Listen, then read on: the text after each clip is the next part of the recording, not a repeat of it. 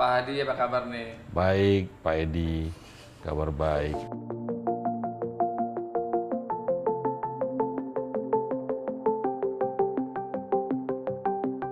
Bulan pelayanan pelanggan itu sebenarnya satu momentum yang kita ambil Ya. untuk merefresh lagi insan-insan di PT Pindad Medika Utama mengenai pelayanan. Kenapa? Karena perusahaan kita bergerak di bidang perumah sakitan, bahwa kita mengingatkan kembali teman-teman ke dalam internal bahwa eh, pelayanan adalah nomor satu, pelayanan adalah segalanya gitu. Masalah urusan medis itu kan memang adalah bagian dari upaya kesehatan yang dilakukan oleh dokter dan juga adalah bagian dari kuasa yang di atas. Tapi pelayanan adalah satu-satu yang bisa kita jalankan. Nah, di bulan pelayanan ini kita mencanangkan ada 3 hal yang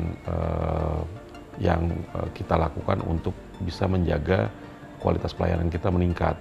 Satu, kita membuat aksi satu kegiatan yang itu untuk membuat konsumen kita, pasien-pasien kita merasa nyaman. Jadi di semua teman-teman kita kasih PIN namanya. PIN tegurlah saya bila tidak ramah. Itu PIN-nya besar tuh, kelihatan tuh. Jadi kelihatan tulisannya tegurlah saya bila tidak ramah gitu. Ya, jadi dari pertama ketika datang kita ada SOP, kita ada serangkaian SOP bagaimana cara greetings pasien, dari mulai teman-teman security sampai bagian paling akhir dari pelayanan, misalnya di farmasi, di penebusan obat. Yang pertama itu pemasangan PIN tegurlah saya bila tidak ramah. Lalu yang kedua, kita menyiapkan tab di semua tahapan pemeriksaan, tahapan pelayanan kesehatan, dengan tab untuk mengukur tingkat kepuasan pelanggan. Jadi setelah selesai pendaftaran, nanti akan ada petugas yang menyodorkan ke pasien penilaian mereka mengenai pelayanan kita, dari pendaftaran, anamnesa. Anamnesa itu berarti diperiksa oleh suster atau perawat sebelum masuk ke dokter. Apabila ini rawat jalan ya, setelah dari dokter juga demikian. Apabila setelah dari dokter mau ke penunjang untuk ke radiologi atau misalnya langsung ke farmasi penebusan obat, setiap tahapan semua ada survei yang kita lakukan. Pilihannya cuma 4. Puas, sangat puas, tidak puas, atau sangat tidak puas. Jadi nggak ada abu-abu, Pak Edi. Pilihannya puas atau nggak puas. Kenapa? Karena kita nggak mau nanti bias. Pilihannya puas atau tidak puas. Kalau once itu tidak puas atau sangat tidak puas, 1 kali 24 jam pasti akan dihubungi oleh tim kami, ditanyakan kenapa tidak puasnya. Setelah itu nanti akan dibuat report ke manajemen. Dalam tempo 1 minggu akan dilaporkan action plan untuk menyelesaikan ketidakpuasan itu seperti apa. Jadi semua jajaran manajemen dilibatkan untuk mengawasi tingkat kepuasan pelanggan ini sampai mana. Lalu yang ketiga, 1 tadi pasang PIN, kedua survei untuk menjaga continuity mutu pelayanan kita. Yang ketiga, kita siapkan teman-teman pelayanan kita dengan training hospitality. Kenapa training hospitality? Karena kita anggap sampai saat ini yang terbaik dalam memberikan pelayanan, jasa pelayanan adalah teman-teman di hotel. Nah, mereka itu nanti kita undang, kita udah ada beberapa rangkaian kegiatan, kita akan undang untuk memberikan input atau masukan atau pemberitahuan mengenai skill-skill hospitality yang baik gitu. Nah, 3 hal ini yang kita canangkan di PT PMU pada saat ini. Kenapa? Karena 80% pasien kita adalah BPJS. Dari 80% pasien kita yang BPJS ini, semuanya sepakat, bukan bukan cuma pasien BPJS, semua orang sepakat untuk minta dilayani dengan baik, setuju ya? Nah, karena kita berangkat dari dari kebutuhan kita untuk mendapatkan pelayanan lebih baik, makanya kita melakukan itu. Dan kenapa kita khususkan kenapa pasien BPJS? Karena memang 80% pasien kita BPJS, di mana yang pada saat ini seringkali merasa tidak mendapatkan pelayanan sempurna. Khusus buat mereka malah kita balik, kita berikan pelayanan sempurna. Jadi itu yang kita lakukan sekarang, kita berikan pelayanan sempurna, lalu beberapa tahun terakhir ini kita improvement terus di pelayanan untuk Rumah Sakit Bandung. Dari sebelumnya di 2022 awal kita sudah pernah bikin survei internal, rata-rata pelayanan setiap rawat jalan itu sekitar 5 jam.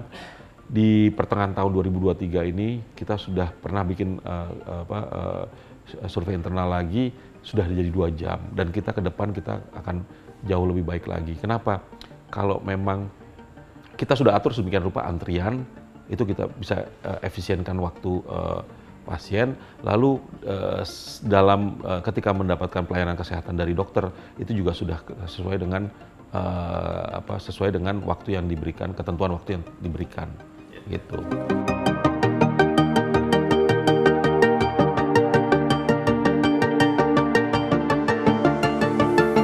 Waktu itu karena kami, waktu saya masuk gitu ya, jadi saya dari industri yang berbeda.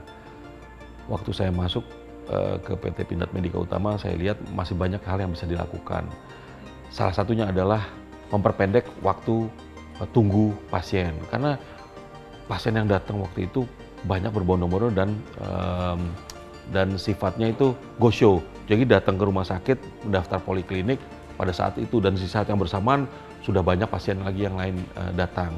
Jadi akhirnya apa? Orang jadi menunggu. Kita belum atur sedemikian rupa pasien itu bisa mendapatkan, sebenarnya bisa mendaftar beberapa waktu sebelumnya. Nah, kita rilislah namanya mobile apps. Dari mobile apps, selain kita ada mobile JKN untuk yang pasien BPJS, tapi kita juga kenalkan mobile apps kita, dan alhamdulillah penggunaan mobile apps kita luar biasa, baik di Rumah Sakit Umum Pindad Turen di Malang dan maupun Rumah Sakit Umum Pindad Bandung. Jadi dengan mobile apps ini, seseorang yang ingin mendapatkan perawatan rawat jalan bisa memilih waktunya kapan, jam berapa, dokternya siapa, mereka bisa pilih di situ. Jadi jauh lebih nyaman, termasuk waktunya, jamnya jam berapa. Nah, dari situ karena sudah kita atur dari sebelumnya, ketika pasien datang juga sudah mengikuti jadwal yang sudah ada di mobile apps. Nah, ketika mereka datang, kita percepat lagi setiap tahapan pelayanan untuk checking dokumen dan lain sebagainya. Nah, ketika dia masuk ke dokter juga waktunya sudah rata-rata tentukan, rata-rata 10 menit. Keluar dari situ untuk masuk ke penunjang, misalnya masuk di radiologi atau di CT scan atau yang lain, atau tes darah, itu juga kita efisienkan waktunya. Kita potong kita potong sedemikian rupa untuk hal yang tidak perlu. Nah, ketika masuk sampai di obat juga, ketika sampai di obat, kalau untuk obat racikan maksimal 60 menit. Di bawah, kalau non racikan kita kejar di bawah 30 menit gitu.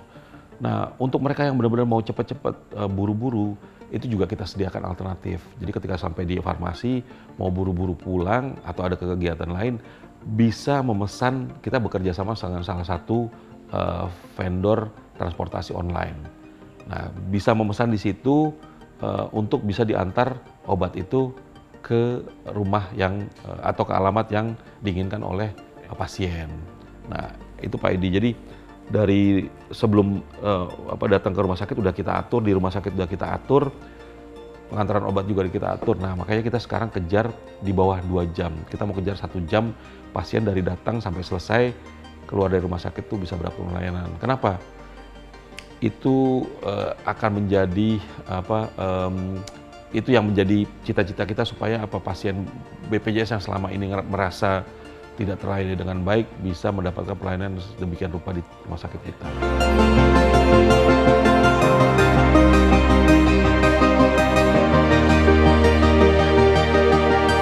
Nah, bersamaan kita juga baru mencanangkan bulan pelayanan di mulai 1 Desember 2023 ini, beberapa hari yang lalu kami baru mendapatkan award dari BPJS Kesehatan untuk tingkat nasional sebagai rumah sakit dengan penghargaan transformasi digital, rumah sakit yang paling progresif menjalankan transformasi digital. Artinya di rumah sakit kami mendapatkan award dalam bidang transformasi digital dari Badan Penyelenggara Jaminan Kesehatan Nasional dari BPJS untuk kelas rumah sakit.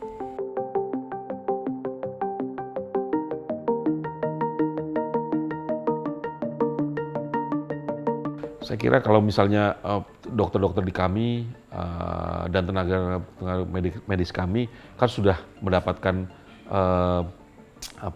sudah melalui pendidikan formal ya. Itu sudah kita nggak ganggu gugat kan di situ. Sementara training-training yang berkala juga ada kita berikan, dan dokter-dokter juga mereka ngambil sendiri. Kadang-kadang mereka memilih sendiri untuk training-training baik spesialis dan subspesialis yang ada di kita, mencari training-training sendiri untuk memperkaya hasanah ilmiah mereka. Nah, yang kami lakukan sebagai pengelola rumah sakit, yang kami lakukan adalah memberikan sentuhan hospitality sama mereka. Bagaimana caranya dokter tuh kalau datang mesti eye contact, terus gestur ada senyum, karena senyum itu kalau dibuat-buat tuh beda dengan senyum asli gitu ya. Senyum ikhlas ya? Senyum ikhlas, senyum melayani, dan itu ketika pasien dapat itu kan jauh luar biasa. Itu udah mungkin berapa persen mereka di depan sudah merasa nyaman dengan dokter, dan selanjutnya terbuka untuk menjelaskan penyakitnya, dan dokter juga dengan nyaman bisa memberikan advice kesehatan. Nah, saya kira itu yang kita mau tuju tuh. Kalau di dalam ruang dokter, sebelum ruang dokter, dari mereka turun di parkiran, itu teman-teman kami yang dari security dan teman-teman dari parkiran itu sudah memberikan pelayanan yang sama, hospitality yang sama, yang membuat pasien tuh merasa nyaman sampai di rumah sakit kita. Itu yang kita mau kejar. Kenapa? Karena mereka sudah nyaman, mereka sudah trust. Selebihnya ya moga-moga kita doakan mereka bisa segera sembuh gitu. Ya.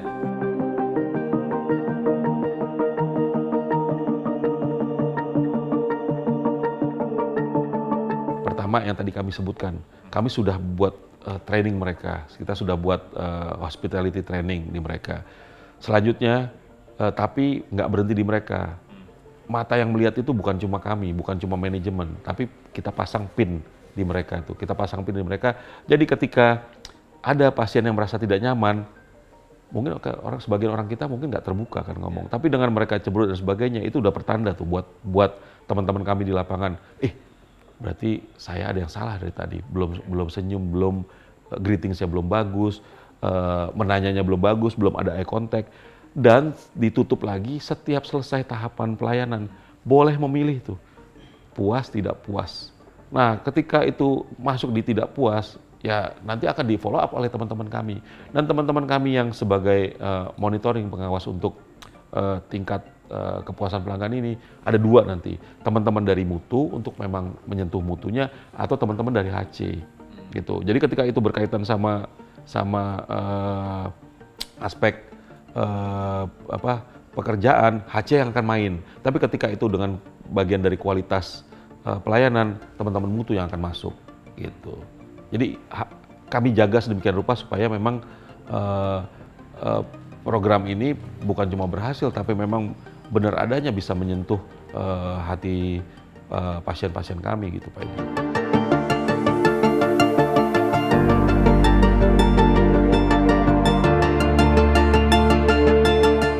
Memang di kami sendiri terus ini kan teknologi kedokteran semakin maju, banyak rumah sakit juga berlomba-lomba untuk mendatangkan alat-alat teknologi tinggi di rumah sakitnya.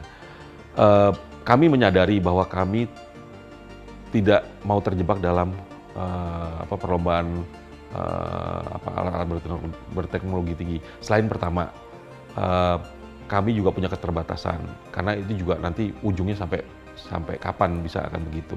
Makanya yang kami lakukan adalah kita benahin pelayanan dulu, karena dari pelayanan itu adalah pintu pembuka, pintu masuk untuk membuat pasien nyaman, dan kita bisa memberikan teman-teman pelayan kesehatan bisa memberikan advice yang paling pas untuk kesembuhan pasien-pasien kita yang datang. Nah, kami sendiri di rumah sakit kami kan memang kita sudah ada alat CT scan, kita sudah ada panoramik, kita dalam waktu dekat ini CT scan kita juga kita tambah lagi dari yang posisi sekarang kita masuk ke 128 slice. Lalu kita mau ada laparoskopi, kita mau ada C-arm, utamanya di Rumah Sakit Pindad Umum Turen, karena kami di sana memang menjadi salah satu backbone penyelenggara pelayanan rumah sakit. Jadi di Malang Selatan itu hanya ada 2 rumah sakit kami dan rumah sakit sebelah. Pak Bupati, Pak Sanusi pernah ngomong ke saya, Pak Hadi, ayo tingkatkan terus rumah sakit Bapak. Kenapa? Biar warga saya nggak usah lari ke kota, karena yang kami layani itu paling jauh mungkin penduduk yang ada di pedesaan itu bisa jaraknya 4-5 jam untuk bisa sampai ke kota. Nah, bisa kita cegat dulu karena kita kan ada di kota kecamatan di Turen. Nah, kita bisa cegat dulu supaya apa? Supaya nggak berbondong-bondong masuk ke kota. Pertama, mereka jaraknya makin dekat. Lalu yang kedua, dokter-dokter spesialis kita sudah lengkap ada di sana, sampai subspesialis juga ada.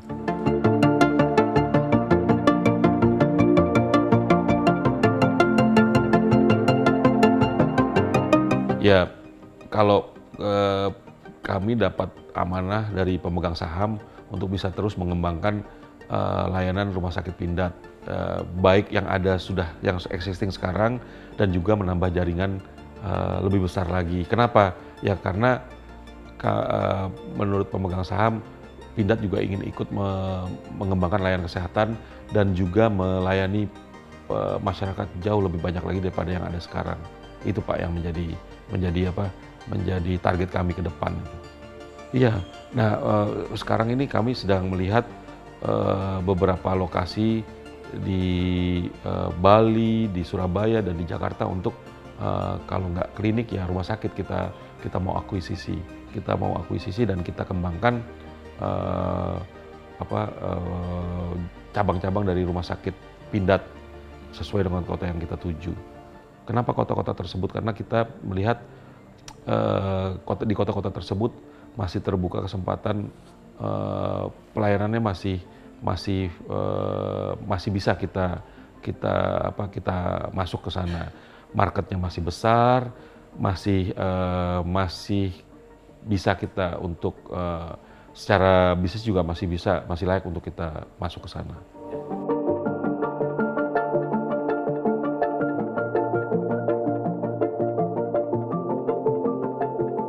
Ya, kami sendiri ada beberapa kali kita punya 2 CSR.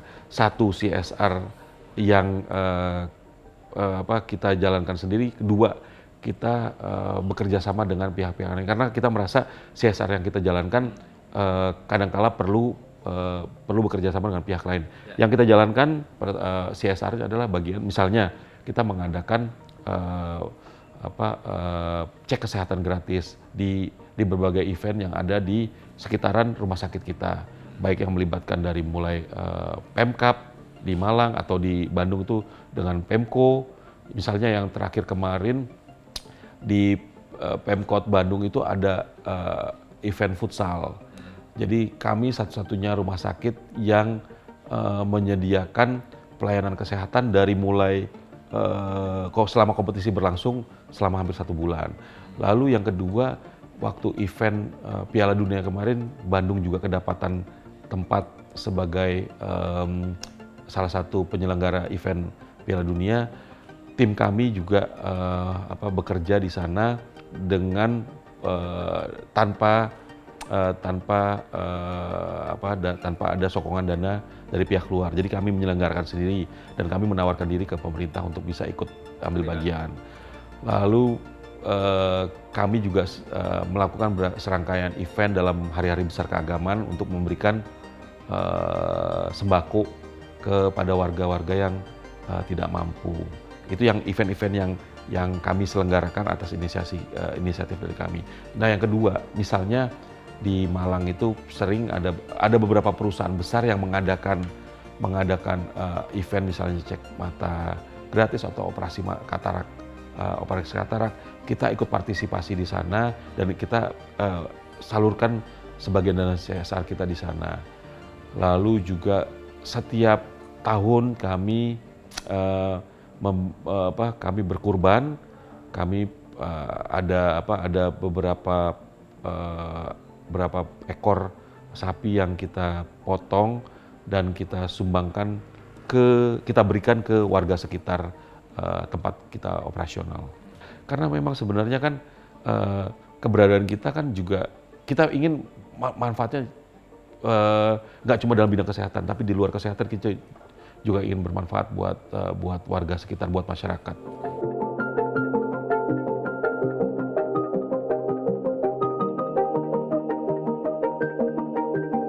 Oke, nah kami jadi gini, kalau AI itu kan satu pelayanan satu sistem yang dimana untuk memberikan pelayanan langsung kepada pasien tanpa bersentuhan secara fisik. Nah, kami sudah bekerja sama dengan salah satu startup kesehatan yang mana ketika terjadi satu hal, kami menjadi tempat rujukan. Jadi ketika kita misalnya salah satu pasien menelpon ataupun chatting ke startup kesehatan tersebut dan mendapatkan rekomendasi tindakan medis seperti apa, kami sudah bekerja sama dengan beberapa perusahaan sejenis untuk menerima layanan rujukan lebih lanjut dari apa yang dialami oleh pasien.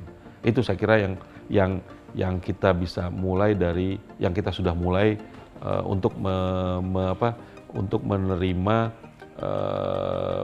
bahwa sekarang teknologi sudah sedemikian rupa masuk di kesehatan, di bidang kesehatan, Pak.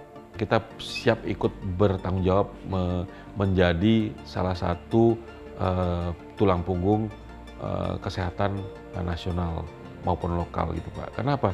Karena urusan kesehatan itu kita bersama-sama bertanggung jawab dengan penyelenggara layanan kesehatan yang lain untuk membuat masyarakat kita memang sehat dan seperti yang diinginkan oleh pemerintah gitu.